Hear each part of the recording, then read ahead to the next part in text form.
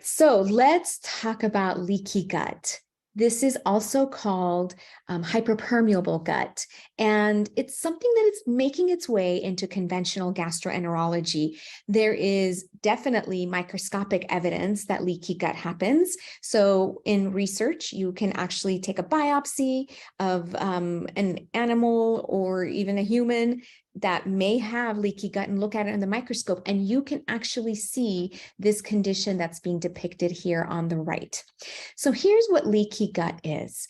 Remember the tube I talked about that goes from the mouth to the anus? It's a long tube, food passes through, what needs to get digested and absorbed gets processed and enters the body, and everything else exits the tube at the other end. Any portion of your GI tract can get damaged for various reasons. For example, people who do chemotherapy can get a lot of sores in their mouth or the esophagus. You can get gastritis.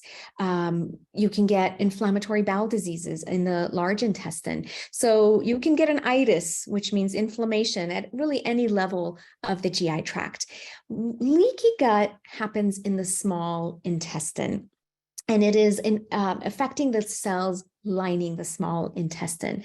And what happens is on the scenario on the left here, this is a normal scenario. Notice how all these cells are adhered to each other. There are proteins called zonulin that bring these cells together so that they're nice and tight and nothing can pass through them. These are called tight junctions, you know, the closures, the areas where they adhere to each other. So if something wants to enter the body through the lumen of the GI tract, it has to bind one of these finger-like projections. You know, it's going to feel out what's coming in. If it feels friendly, it'll pull it into the cell. So here's a cell right here. And then that's your first checkpoint to make sure whatever tried to enter was actually safe. So maybe it was a food molecule that needed to enter as a nutrient. That's your first level of safety to make sure it's safe to enter. The second level is this red line right here. Imagine the immune system sitting right here. Remember I said 70% of the immune system hangs out in the gut. Well, here it is sitting in this area called the lamina propria.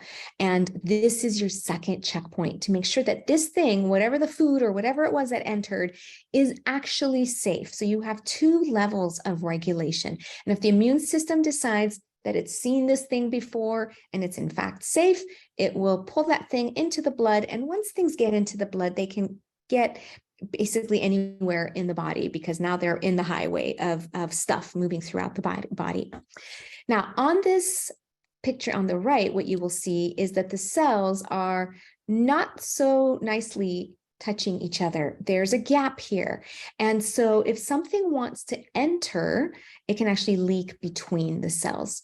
And now you've lost your first level of regulation, which was binding to these finger-like projections called villi.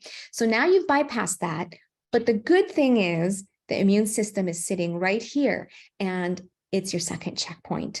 But imagine what's happening in this scenario where lots of things are sneaking through, leaking through. For example, maybe these are microbes like bacteria or viruses, or pollutants like man-made chemicals, and they're getting in between the cells.